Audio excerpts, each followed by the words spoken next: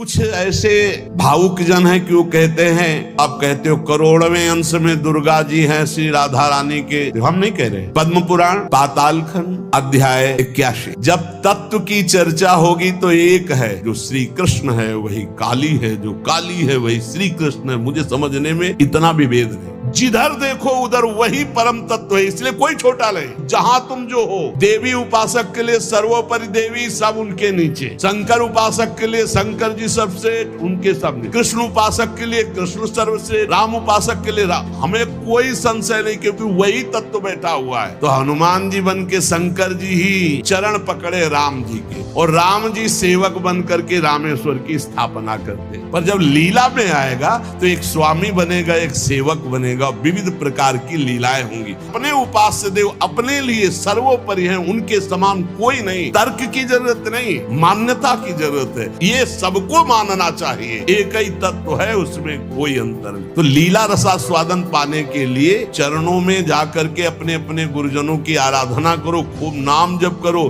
जब लीला चरित्र का प्रकाश होगा तब आप जान पाओगे। आप सर्वोपरि मानेंगे तभी तो आपका मन आराध्य देव में पूर्ण समर्पित होगा। और जब आप अनुभव करेंगे तो सब रूपों में मेरा ही आराध्य देव है, ऐसा आपको अनुभव होगा। एक प्रश्न किसी ने किया कि आप जो प्रायः ये कहते हैं कि श्री जी सर्वोपरि और उन्हीं के अंश से दुर्गादि शक्तियां हैं, तो मुझे चुभता है कि जैसे आपकी इष्ट राधा महारानी है, ऐसे हमारी इष्ट माता जी हैं। तो आप कहते हो करोड़वें अंश में दुर्गा जी हैं श्री राधा रानी के, तो हमको भी तो चुभता है कि आप कहते हो। हम नहीं कह रहे। तस्मात् शास्त्रम प्रमाणम ते कार्याकार्यो व्यवस्थित हो। पहली बात तो हमारी श्री जी क्या है, जब हम श्री जी से चित्त जोड़ेंगे तब पता चलेगा। और दूसरी बात है कि जो शास्त्रों में लिखा है उसे, पद्म पुराण पाताल खंड अध्याय 81, भगवान शिव कह रहे हैं, बहुत ध्यान से सुनिए। अंतरंगैस्तथा नित्य विभूतैस्तैश्चिदादिभिः गोपनादुच्यते गोपी राधिका कृष्ण वल्लभा देवी कृष्णमयी प्रोक्ता राधिका परदेवता सर्वलक्ष्मी स्वरूपा सा कृष्णाह्लाद स्वरूपिणी तथा सा प्रोच्यते विप्र लादिनीति मनीषिभिः। ध्यान से, तत्कला कोटि कोट्यंसा दुर्गाद्यास्त्रिगुणात्मिकाः सा तु साक्षात् महालक्ष्मी कृष्णो नारायणः प्रभुः नैतयोर्विद्यते भेदः स्वल्पोऽपि मुनिषत्तमो इयं दुर्गा हरिरुद्रः कृष्णा शक्र इयं शची सावित्री इयं हरिर्ब्रह्मा धूमोर्णासौ यमो हरिः बहुना किं मुनिश्रेष्ठ बिना ताभ्यां न किंचन चिद चिद लक्षणं सर्वं राधा कृष्णमयं जगत् इत्थं सर्वं तयोरेव विभूतिं विद्धि नारद न शक्यते मया वक्तुं वर्षकोटि शतैरपि। भगवान शंकर कैलाश में विराजमान हैं। देवर्षि नारद जी, शनकादि बड़े बड़े महापुरुषों की सभा लगी हुई, उस सभा में कह रहे हैं। नारद जी को संबोधन करके भगवान शिव कह रहे, हे नारद जी, ये जो श्री कृष्ण प्रिया राधा है, ये महाचैतन्य शक्ति स्वरूपा जितनी भी देवियां हैं, ये सब इनके अंश से प्रकट हुई हैं। ये अंतरंग विभूति हैं, इसीलिए इनको कोई जानता नहीं। अत्यंत गोपन तत्व हैं, इसीलिए इनका एक नाम गोपी है। श्री कृष्ण सदैव इनकी आराधना करते, इसलिए नाम इनका राधा है। और ये सदैव श्री कृष्ण की आराधना में रहती, इसलिए इनका एक नाम राधिका है। ये और श्री कृष्ण दो नहीं है। श्री कृष्ण में राधा है, राधा में श्री कृष्ण है। ये राधा परा देवता है। जितनी भी लक्ष्मी आदि शक्तियां सब इन्हीं के अंश से हैं। आपको भगवान का आह्लाद कहा गया है, आह्लाद। और जब मूर्तिमान ये हुई तो राधा कह गई, किशोरी जो कह गई। और तत्कला कोटि कोट्यंसा, भगवान शिव बोल रहे हैं, तत्कला कोटि कोट्यंसा दुर्गाद्य त्रिगुणात्मिका। दुर्गा आदि जितनी त्रिगुणात्मिका दैवी शक्तियां हैं, ये इनके कला से करोड़वें अंश में प्रकट है। यही प्रकट है पर करोड़वें अंश में प्रकट है। हम नहीं कह रहे, ये भगवान शिव कह रहे हैं। जो राधा कृपा कटाक्ष पढ़ते हैं वो पढ़ के देखे, आखिरी में भगवान शिव कह रहे हैं, क्रियेश्वरी मखेश्वरी स्वधेश्वरी त्रिवेद भारतीश्वरी प्रमाण शासनेश्वरी। हमारे यहाँ सुधा निधि में महाप्रभु हरिवंश चंद्र जी कह रहे हैं, प्रेमणा सन्मधुरोज्वल हृदय संगार लीला कला वैचित्री परमावधिर भगवता पूज्य विकापी शता ईशानी च सची महासुख तनु शक्ति स्वतंत्रा परा श्री वृंदावन नाथ पट्ट महिषी राधयु सेव्यामम। बोले तत्कला कोटि कोट्यंसा, कला उन्हीं की कला, राधा की ही कला, श्री किशोरी जी के ही अंश से करोड़ों अंश में सब शक्तियों का प्रादुर्भाव हुआ। श्री राधा अपने अंश से महालक्ष्मी रूप धारण करते हैं, तो भगवान श्री कृष्ण नारायण रूप धारण करते हैं। मुनिश्रेष्ठ थोड़ा भी भेद नहीं है।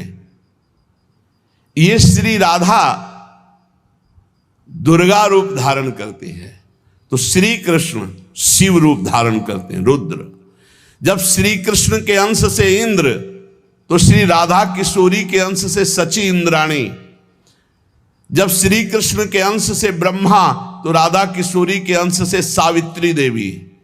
जब श्री कृष्ण के अंश से यमराज, तो उनकी पत्नी धूमोरणा के रूप में श्री राधा किशोरी। अधिक क्या कहूं, इन दोनों के सिवा किसी की सत्ता ही नहीं। यही सब चिद लक्षणम सर्वम राधा कृष्णमयम जगत। चेतन अचेतन सारा संसार श्री राधा कृष्ण का स्वरूप है। नारद जी, मैं इन विभूतियों का क्या वर्णन करूं? अगर 100 करोड़ वर्ष तक राधा की महिमा वर्णन करूं तो भी नहीं कर सकता। भगवान शिव कुछ ऐसे भावुक जन हैं कि वो कहते हैं कि आप भगवान शंकर को श्री कृष्ण से छोटा कहते हैं, वो हमारे आराध्य देव, हमको चुभता है। देखो, जब तत्व की चर्चा होगी तो एक है, और जब लीला की चर्चा होगी तो वही एक विविध लीलाएं करता है, वही एक विविध लीलाएं करता है। रास में भगवान शंकर आए, अगर थोड़ा भी शास्त्र को पढ़े हो तो पढ़ के देख लेना।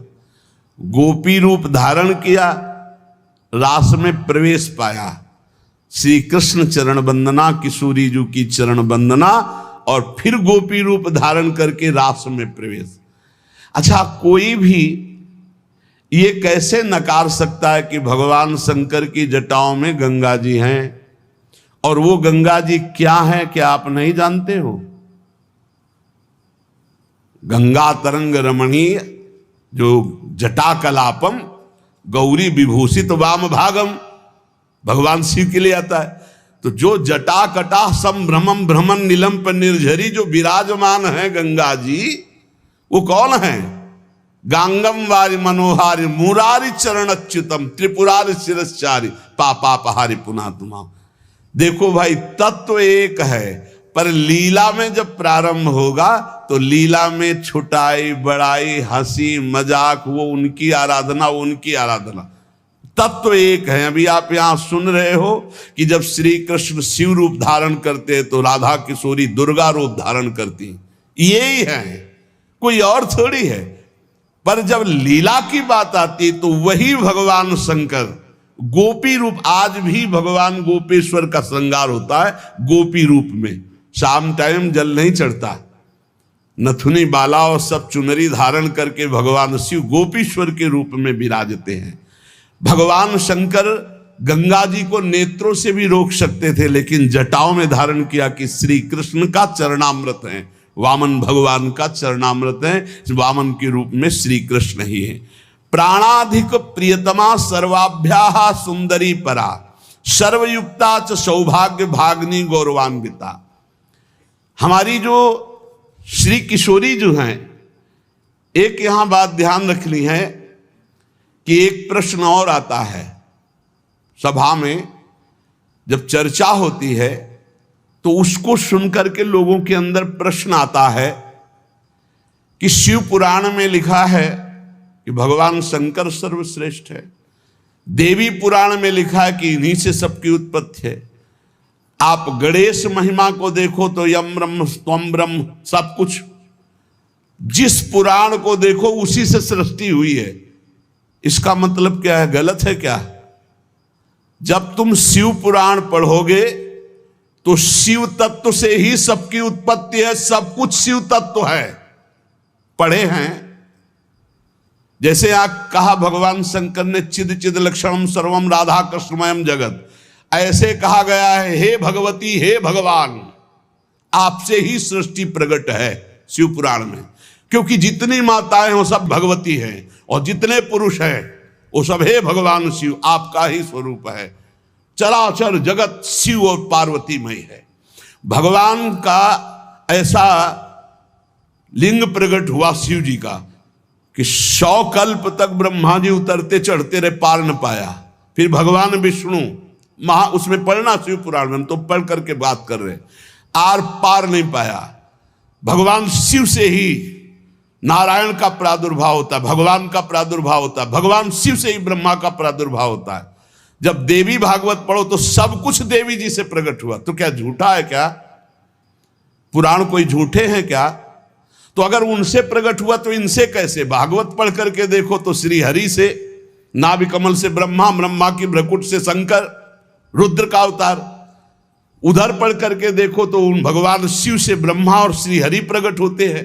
देवी भागवत पढ़ करके देखो तो देवी शक्ति, ये है क्या? तत्व। तत्व एक है, वही परमात्मा है। वही जब शिव पुराण पढ़ोगे तो सब कुछ शिव की, जब भागवत पुराण पढ़ोगे तो सब कुछ श्री हरि का, और जब देवी भागवत पढ़ोगे तो सब कुछ वही देवी प्रपन्नार्थ हरे प्रसीद प्रसीद मातर जगतो खिलस्य प्रसीद विश्वेश्वरी पाहे विश्वम त्वमीश्वरी देवी चराचरस्य। हे देवी तुम ही चराचर में व्याप्त हो, तुम ईश्वरी हो, तुम सर्वशक्तिमान हो, तुमसे बढ़कर कोई नहीं। क्या समझते हो? जो जहां है वही परम तत्व है और वो वही सब कुछ है। इधर से हम देखेंगे तो कृष्णाकार, उधर से देखोगे तो शिवाकार, उधर से देखोगे तो दुर्गा में, उधर से देखोगे काली में। जो बोलो वही परम तत्व है। पर जब हम लीला का गायन करते हैं तो लीला में विभाग हो जाता है। वही एक परमात्मा, वेद कहता है एकोहम बहुश्यामा, मैं एक बहुत रूपों में हो जाऊं। अब वही परमात्मा शासक बन गया, वही शासित हो गया, वही धर्मात्मा बन गया। उसी के छाती से धर्म प्रकट हुआ, उसी के पीठ से अधर्म प्रकट हुआ। अधर्म करने वाला दंडनीय हो गया, धर्म करने वाला बंदनीय हो गया। लेकिन दंडनीय और बंदनीय में दोनों में एक तत्व विराजमान है, तत्व में अंतर नहीं। ये जो समझते नहीं ना, लीला को समझते नहीं है और तत्व को समझते नहीं, तो ये झगड़ा करने लगते हैं कि शिव को छोटा कैसे कह दिया। पूछो शिव जी से जाके, अरे उनको देखो तो रात दिन भगवत श्री हरि चर्चा करते रहते, और हरि को देखो, उनसे पूछो जाके कि तुम्हारे आराध्य देव कौन है, बोले कि शंकर। हरि से पूछो कि तुम्हारा गुरु कौन है, बोले शंकर। और शंकर जी से पूछो तुम्हारा आराध्य देव को, बोले हरि। और हम आपस में लाठी चलाएं।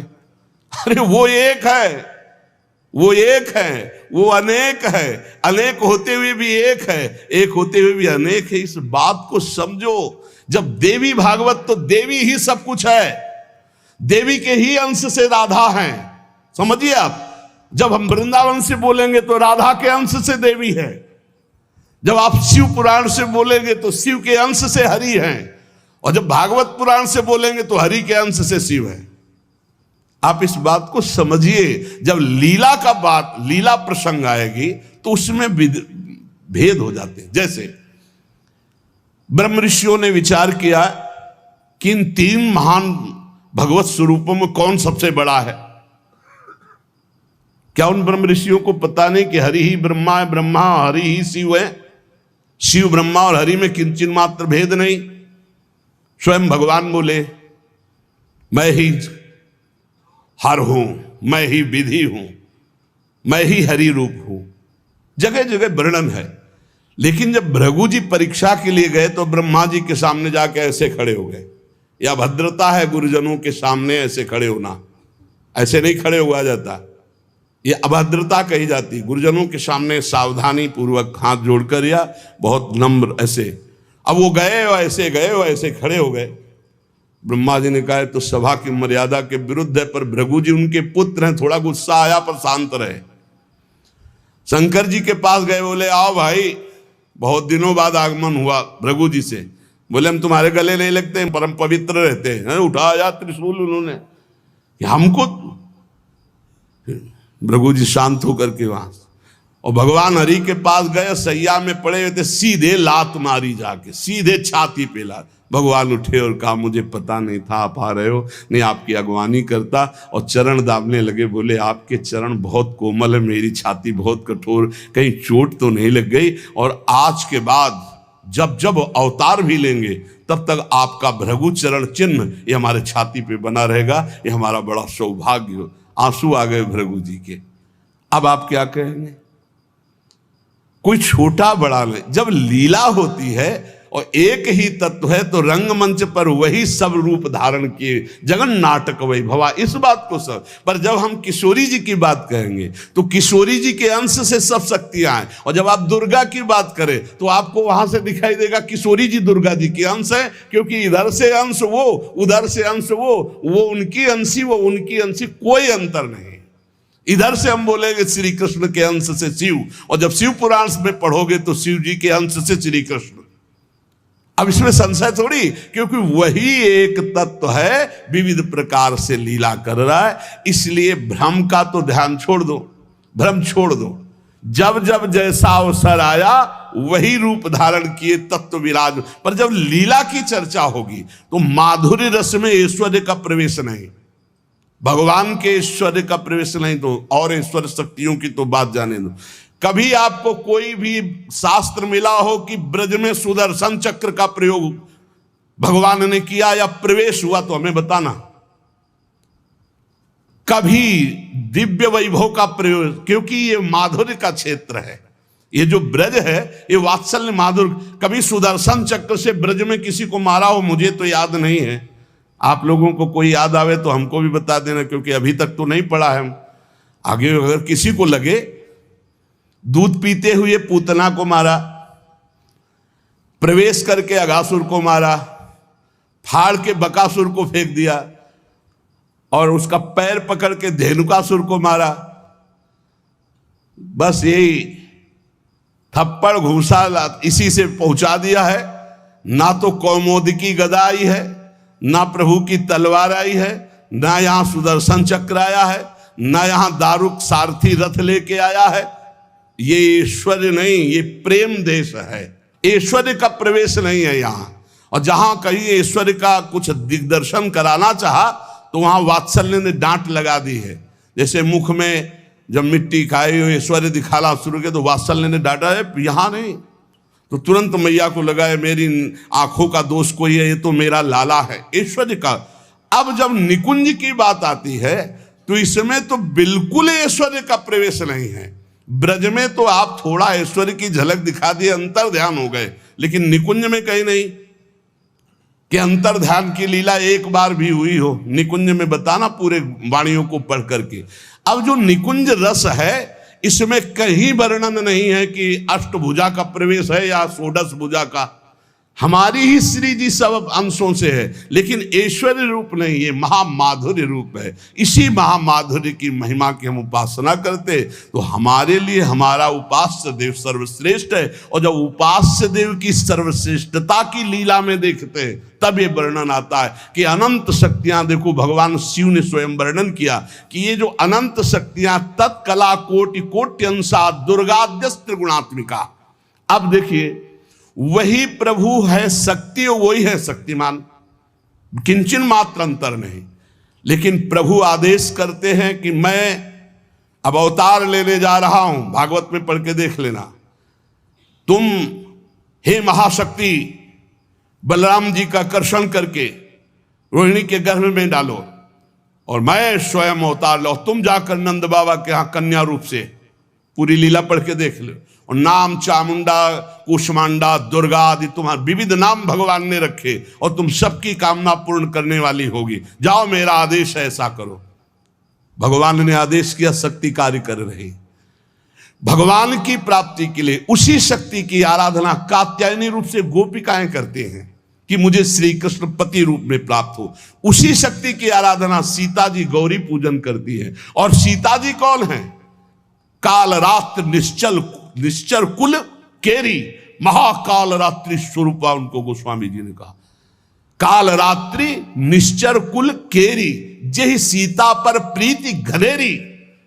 ये नहीं समझ रहा रावण की साक्षात इसका काल पधारा है, ये काल रात्रि महाशक्ति स्वरूप चाट जाएंगे, कुछ नहीं बचेगा लंका में।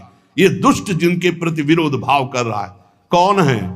वही गौरी है और वही गोरी है, वही महाशक्ति है और वही सीता जी है।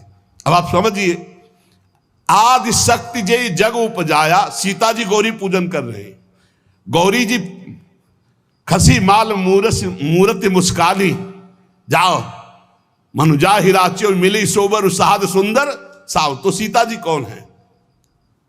मनुष्य रूपा को भगवान राम कह रहे। आदि शक्ति जय जग उपजाया, सो अवतरी मोरिया माया।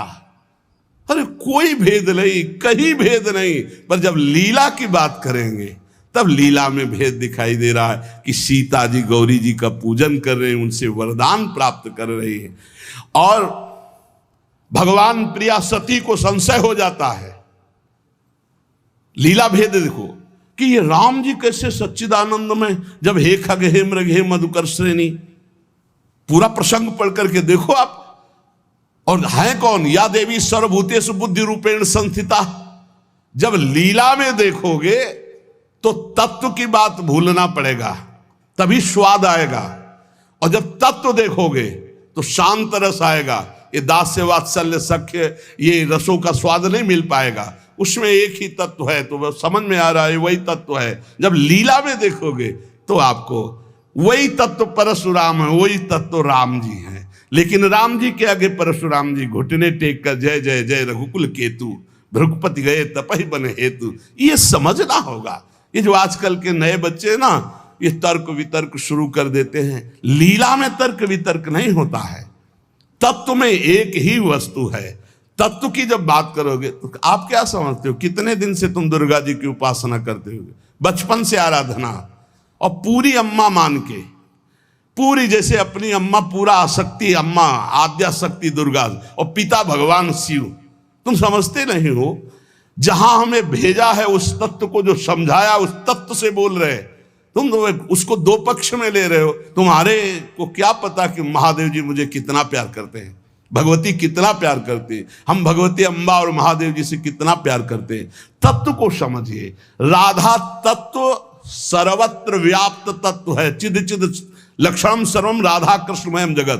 पर जब लीला में स्वरूप राधा जी का जो है वो कहीं त्रिभुवन में कहीं नहीं है, क्योंकि महामाधुर्य रस प्रेम स्वरूपा है, जिनकी आराधना स्वयं श्री कृष्ण करते। और जिन श्री कृष्ण की आराधना भगवान शंकर शनकादि ब्रह्मादि सब करते, ये हमारे उपास्य देव है। और जब आप अपने उपास्य देव के विषय में जैसे बोले कि श्री कृष्ण जिनके सेवक हैं ऐसे महादेव, कोई परेशानी नहीं। श्री कृष्ण जिनके सेवक हैं ऐसे महादेव, क्योंकि हमें पता है कि तुम जो बोल रहे हो वो सत्य बोल रहे हो, क्योंकि वैसे ही उस तत्व को देखा जाता है। ये तत्व है ही ऐसा कि हम जिस भावना से जैसे देखें वैसे दिखाई देगा। जब हम गणेश स्तोत्र पढ़ते हैं तो सब कुछ गणेश जी बने हुए हैं, जब राम स्तोत्र तो सब कुछ राम, जब कृष्ण सब कुछ कृष्ण, जब नरसिंह तो सब कुछ नरसिंह, जब वाराह तो सब कुछ वाराह, वही बने हुए, दूसरा कोई नहीं। इसमें हमें कोई संशय नहीं है। तुम्हें कितना ज्ञान है? उनके पति हैं शिव ज्ञान समुद्र, वो कह रहे हैं, हम तुम्हें पूरा परिचय के साथ बता रहे।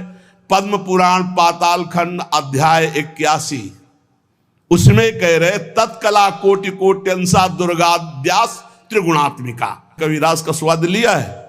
रास का स्वाद लेना है तो ब्रज रस में, इसी यही तो वृंदावन की लीला, मत समझो गुरु को चीला, यहाँ ऋषि मुनि गए हार जपे जा राधे राधे, ऋषि मुनि गए हार जपे जा राधे राधे। प्रियालाल हैं प्रियालाल।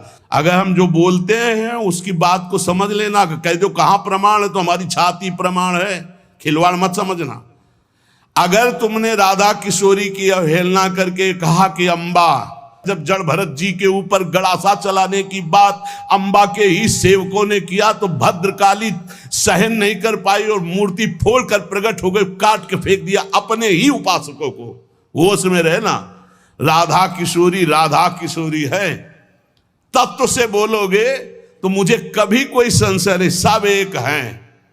जब लीला में आओगे तो वही स्वामी बनता है, वही सेवक बनता है। जब लीला में देखोगे तो वही छोटा बनता है, वही बड़ा बनता है। वो विविध रूप धारण करके एक ही तत्व खेल रहा है, इसमें संशय नहीं। पर जब लीला का रसास्वादन करते तब आप उसमें संशय मत करो। वो विविध लीलाएं, वही गोपी बना है, वही श्री जी बना है, वही वृंदावन बना है, और वही प्रीतम बना है, और वही खेल रहा है। वही नरक बना है, वही अधर्म बना है, वही दंड विधान बना है, वही रोग बना है, वही विविध प्रकार की यातना बना है। समझो ना, कह दो नरक भी वही बना। तो जब नरक नहीं था तब कौन था? श्री कृष्ण। और जब नहीं रहेगा तब कौन है? श्री कृष्ण। तो बीच में जो भास रहा है नरक, वो है कौन? श्री कृष्ण। अब ये जान जाओ तो नरक ही नहीं है, परम पद के अधिकारी हो गए। जब यही नहीं जान रहे तो वो दुखप्रद है, अगर जान गए तो वो सुखप्रद है। अगर जानकारी का भी विस्मरण हो गया और सच्चिदानंद में स्थित तो आप ही वो हो, जानत तुम्हें हो जाए। तुम भी वही हो जो शिव, जो कृष्ण। जब तत्व में आओगे तो तुम भी वही हो, कोई किंचन मात्र अंतर नहीं। वही एक परमात्म तत्व विविध रूप में खेल रहा। चिद चिद लक्षणम सर्वम राधा कृष्णमयम जगत ईशावास्यमिदं सर्वम यत् किंचे जगत्याम जगत। और सच्ची मानो बिना भजन के समझ नहीं सकते रे, हमारी भाषा समझ ले। ये तर्क वितर्क से नहीं समझ सकते। जब तक ब्रह्मचर्य नहीं रहोगे, पवित्र आहार नहीं करोगे, लाखों नाम जप नहीं करोगे, तब तक वैसे समझ जाओगे ये कोई बातों का विषय है। भजन नहीं करोगे, परमात्म तत्व तुम्हारे तर्क वितर्क से समझ में आएगा। इसलिए समझा देते कि समझ लो, तुम्हारा मंगल हो जाए। और अगर ऐसे पक्ष और विपक्ष की भावनाएं रखोगे तो तुम्हें संतों में दोष दर्शन हो जाएगा। पक्की बात समझ लो। इसलिए बहुत सावधान। यहां से जो चर्चा होती है वो भगवत प्रसाद स्वरूप होती, उसका पान करो तर्क छोड़ करके। खूब नाम जप करो डट के, बन जाओगे। खूब संतों की चरण धूलि माथे पे। हाँ, लहु गणित तत्तपसा न याति न चेज्या न निरूपणात् गृहाद्वा न छंदसा न जलांग सूर्यो बिना महात्पाद रजोभिषेकम। रज लगाओ संतों की चरणामृत पियो, संतों के वचनों का श्रद्धा विश्वास पूर्वक बढ़िया मंगल में ज्ञानी हो जाओगे। आपको कोई संशय नहीं रहेगा। पर लीला में बड़ा अंतर है। जब विमान पे चढ़ा हुआ जो वृत्तासुर बने थे, चित्रकेतु उनका नाम था। और जब भगवान शिव को वो ऐसे शब्द जो नहीं बोलने चाहिए वो बोल रहे थे तो अंबा जी गुस्सा हो गई। तो भगवान शिव ने कहा था कि तुम्हारे क्रोध और श्राप का उसके ऊपर कोई फर्क नहीं पड़ेगा। क्यों? बोले श्री हरि का निज जन है, साप दे दिया जा, दैत्य हो जा, क्या फर्क पड़ा? अंतिम समय जो वृत्तासुर की स्थिति है वो देख लो। जो भगवान शिव ने, कोई फर्क नहीं पड़ने वाला। क्यों? वो भगवान श्री हरि का निज जन है, भगवान का जन, भगवान शिव का। भगवान शिव को भी गुस्सा नहीं आया, अंबा जी को गुस्सा आ गया। ये ऐसे जगत गुरु भगवान शिव से ऐसे नहीं बात करना चाहिए, विमान से उतरकर साष्टांग दंडवत होना चाहिए। त्रुटि है तो भगवान शिव ने कहा त्रुटि होते हुए भी श्री हरि का, इसलिए इसके ऊपर कोई फर्क नहीं पड़ेगा। और नहीं बना वृत्तासुर मिला तो ऐसा वृत्तासुर बना, हाहाकार त्रिभुवन में मच गया, होश उड़ गए देवताओं के। तब दधीच की हड्डियों से वज्र का निर्माण हुआ। जब देखा कि हाथ में ऋषि का जो अस्थि पंजर, उसी से वज्र का निर्माण हुआ है, तो कहा देवराज ये मत सोचना मैं वज्र से डर रहा हूं, रुक जाओ। भगवान हरि से बात की, जैसे छोटा सा बछड़ा अपनी माँ की, जैसे घोंसले में बिना पंख उगे हुए बच्चा चिड़िया का अपनी माँ का, जैसे परदेश गए हुए पत्नी अपने पति का चिंतन, हे नाथ ऐसे ही हमारी वृत्ति आप में लगी रहे। और आज चलाओ, ये अमोघ है, चिंता मत करो, ये अमोघ है, मेरे ऊपर चलाओगे विध्वंस हो जाऊंगा, क्योंकि मैं जानता हूं ये क्या स्थिति वृत्तासुर की। अंतिम समय एकदम भगवदाकार वृत्ति जो बड़े बड़े ब्रह्म ऋषियों की होती है, वही महाभागवत वृत्तासुर की। इसलिए हरि सर्वत्र सब रूपों में व्याप्त है, इसमें कोई संशय नहीं। मत्तः परतरम नान्यत् किंचित् अस्ति धनंजय। पर पुराणों में जो है, जहां जिस पुराण की चर्चा वही सर्वोपरि है।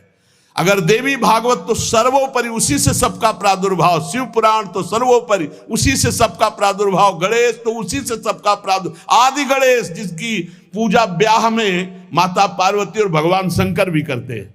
जिधर देखो उधर वही परम तत्व है, इसलिए कोई छोटा नहीं। पर जब लीला में आएगा तो एक स्वामी बनेगा, एक सेवक बनेगा, विविध प्रकार की लीलाएं होंगी। लीला में प्रश्न नहीं, तत्व में अगर प्रश्न उठाओ तो एक ही तत्व है, उसमें कोई अंतर नहीं। पर जब लीला होती है, जैसे अब शिष्य की लीला, गुरु की लीला, अपराधी की लीला, जीवन मुक्त की लीला, लेकिन तत्व एक ही है, तत्व में अंतर नहीं है। अब तत्व का भाव अंदर जब जागृत हो जाएगा तो जानत तुम्हें तुम्हें हो जाए, वो वही बन जाएगा, उसमें कोई अंतर नहीं। पर लीला में अंतर जीवन भर बना रहेगा।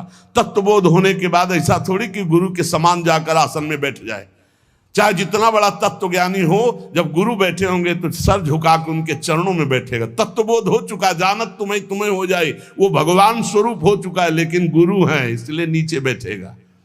इसलिए कभी कोई भगवत चरित्रों पर संशय ना करे, कोई छोटा बड़ा नहीं है। पर जब खेल खेलने में उतरते हैं तो वही तत्व छोटा बनता है, वही बड़ा बनता है, वही स्वामी बनता है, वही सेवक बनता है। विविध प्रकार से वो जगन नाटक वैभवा, अपने जगत में नाटक का स्वरूप करके वो वैभव प्रकाशित कर रहा है। ये खेल जान जाओ, या रहस्य रघुनाथ कर बेग न जाने कोई, जो जाने रघुपति कृपा तो सपने मोह न होए। ये जो अज्ञान की बातें करते हैं, इनके अंदर भजन नहीं, इसलिए जान नहीं पाते। प्रवचन धंधा नहीं, प्रवचन है ये, जो तुम्हारे हर दुर्गुण दुराचार का नाश करके तुम्हें सतमार्ग में स्थापित कर देगा। ये वो नहीं है, ये कोई धंधा नहीं, ये केवल केवल भगवत प्राप्ति के लिए। और यहां जितनी चर्चा होती है वो सब उसी एक तत्व की होती है, और उसी एक तत्व में कोई स्वामी है, कोई सेवक है, कोई महान है, कोई छोटा है, बस तत्व में अंतर नहीं। आपने लाखों बार सत्संग में सुना होगा कि तत्व एक ही है, इसमें कभी संशय नहीं है। हाँ, जब उसकी लीला चलती तो लीला में भेद है, और लीला रसास्वादन में भेद है, और रस की भाव गरिमा में भेद है। जैसे कोई सखा है तो कोई दास है, कोई गोपी है तो कोई सहचरी है, और अलग अलग भावों से उसी परमात्मा तत्व का रसास्वादन हो रहा है। अंतर की, इसलिए सब संशय छोड़कर एकमात्र भगवद आश्रित जहां तुम जो हो। गणेश उपासक के लिए सर्वोपरि गणेश, सब उनके नीचे। देवी उपासक के लिए सर्वोपरि देवी, सब उनके नीचे। शंकर उपासक के लिए शंकर जी सर्वश्रेष्ठ, उनके सामने। कृष्ण उपासक के लिए कृष्ण सर्वश्रेष्ठ, राम उपासक के लिए हमें कोई संशय नहीं, क्योंकि वही तत्व बैठा हुआ है। पर जब लीला में देखो तो हनुमान जी बन के शंकर जी ही चरण पकड़े राम जी के, और राम जी सेवक बन करके रामेश्वर की स्थापना करते। लीला में तुम कहां काट सकते हो? लीला में तर्क वितर्क नहीं, एक ही तत्व है, उसमें कोई अंतर नहीं। इसलिए बहुत सावधानी पूर्वक संतों के वचनों को सुना जाए, और अपने चित्त में धारण करके भगवदानंद की प्राप्ति की जाए, जिसके लिए हमको अवसर मिला है। कहीं हम इधर उधर दोष दर्शन करके अपने परमार्थ से भ्रष्ट ना हो जाएं। इसे ध्यान से सुन लो। जो जिनकी उपासना कर रहा है उसके लिए वो सर्वोपरि है। सर्वोपरि इसलिए कि वही सर्वोपरि तत्व है, दूसरा कोई नहीं है। पर जो जहां उपासना कर रहा है उसके लिए ये गर्व होना चाहिए कि हमारे उपास्य देव सर्वोपरि हैं।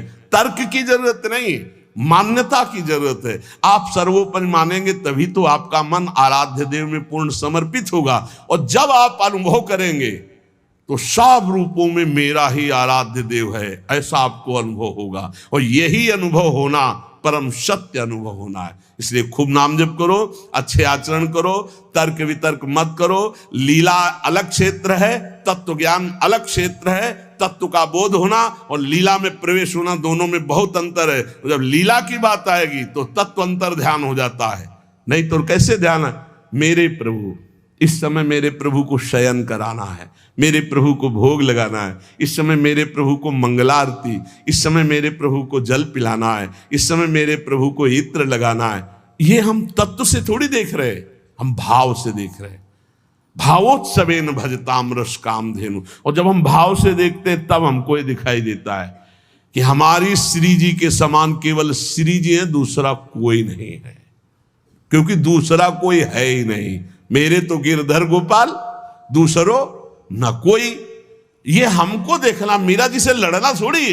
कहें कि करो पूजा भाई, हमको परेशान कब कर रहे हैं? हम तो कह रहे हैं मेरे तो गिरधर गोपाल, दूसरो न कोई। उनकी नंद कह रही थी ये हमारी कुल देवी पूजा को, बोले करो ना।